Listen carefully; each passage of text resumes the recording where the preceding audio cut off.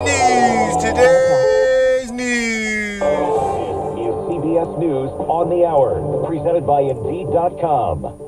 I'm Steve Tafe, and debt ceiling negotiators back at work in Washington, and House Speaker Kevin McCarthy says, I think we can make progress today. I'm hoping that we can make progress. But California Democrat Pete Aguiar warns House Democrats are not going to sign on to devastating cuts for teachers, food assistance, or Medicaid. The CBS's Jill Schlesinger says if the nation plunges into default as soon as next week, it could have major consequences for millions of people who rely on government benefits. It's probably not going to last too long if we do hit that breaching moment, but for a week or two, you really do need to fall back on emergency savings.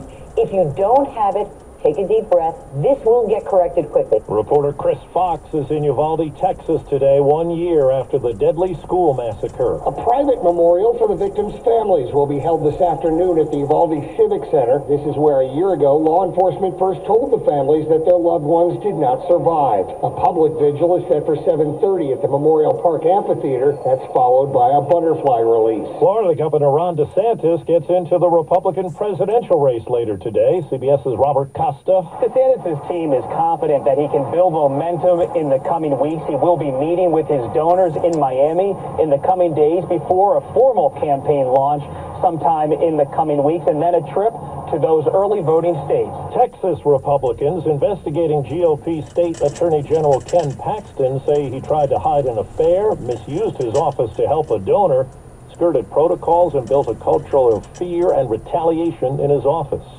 A new legal tangle today for a former attorney already behind bars for murder. Alex Murdaugh has been indicted by a federal grand jury on more than a dozen bank fraud, wire fraud, and money laundering charges. Prosecutors say the 54-year-old former personal injury lawyer allegedly took money and property from his clients 3 times. Murdaugh is serving 2 life sentences for the fatal shootings of his 52-year-old wife and a 22-year-old son. Jim Crisula, CBS News. It was one of the moments during the Biden inaugural. Even as we grieved, we grew, that even as we hurt, we hoped that... Young Amanda Gorman reciting her poem, The Hill We Climb. It's been pulled from a Miami elementary school after a parent complained it's not educational and, quote, contains hate messages. On social media, she says she's gutted by that decision. Nevada's governor says there's a deal in place for financial incentives to help the Oakland Athletics build a ballpark there. Right now on Wall Street, Dow's down 255. This is CBS News. Well, that's today's news. I didn't hear any good news, did you? I didn't think so. I guess it's all about perspective. The glass is half full.